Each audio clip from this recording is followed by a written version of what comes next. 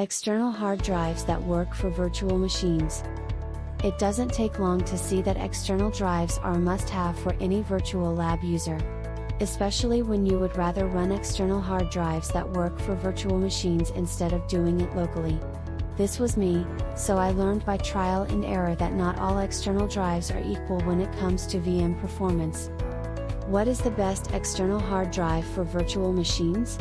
The best external drive to run VMs fits the criteria, solving the notorious external VM lag and lab scalability.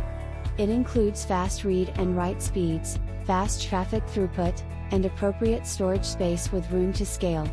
Combining these criteria will make for the best external VM hard drive. Many drives do fit the criteria of running external hard drives that work for virtual machines. But depending on your virtual environment, you might be able to keep your spending habit reasonable. The best external hard drive for virtual machines. For a virtual environment that can be created locally and will not be used except to query resources from Elite traffic servers, it would be okay to use. It has 128 GB of memory and will work for what you need it to do. I like this drive because its compact size and that it could store additional cold storage files besides my VMs. This is a more reasonable spend, and could be the best external drive depending on what you need for your virtual environment. It was fine for what I had to do at the time, but I eventually needed an external drive where I could run live and make configurations from. If you're planning to make configurations from your external drive's VM instance, creating a domain controller, you'll need something that fits the stated criteria. Fast read and write capabilities. Fast traffic speed throughput. Appropriate storage for scale. The crowning external drive that fits these criteria is. It has 1 TB storage, which could fit several Windows and Linux servers. Along with fitting with the rest of the criteria, it is reasonably priced. 1 TB storage may be a bit much to estimate for storage scaling. There is also a 250 GB drive available for the virtual enthusiast on a budget. I would recommend a supplemental drive for any other cold storage uses. Between the external VM and workstation. If someone is talking besides you, you would use your inside voices. But if they're across the hall, you may have to speak up. External drives are like that, the further they are from whoever is listening, the louder they have to shout.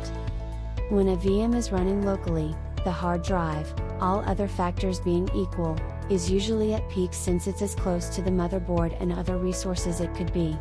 That's why you'll see that a normal external drive, like the USB you use to store the resume you need to update in Word, will act slower if you try to run a VM instance off it. Sometimes it is possible that an external drive will be a better option to run your VMs if your hard drive has very slow read and write action. This is rarely a thing, but not impossible.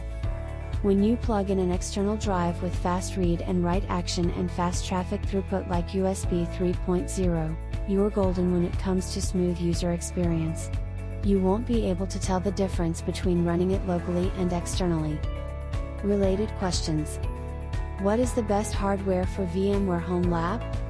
The best hardware for a home lab would be what you have. Start there and maximize your hardware capabilities to force you to grow. Once you need to grow, then look into the next simple thing. It honestly doesn't have to be elaborate, an external drive for a home lab could be all you need. If you want to go beyond an external drive, there are laptops you could purchase that are excellent for virtualization usage. I just wouldn't recommend laptops with 4K monitors, as this is rarely supported by virtual workstations. Your application GUI inside the VM will be so out of resolution as to not be able to interface with it. For VMware Hypervisor Type 2 like SE, you'll want a server for any real labbing. Since labs are specific, you'll need to go to VMware's website and look through compatibility list. Can you run a VMware virtual machine from a USB?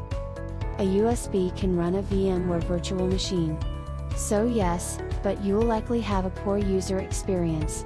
USBs are not known for fast read and write speeds.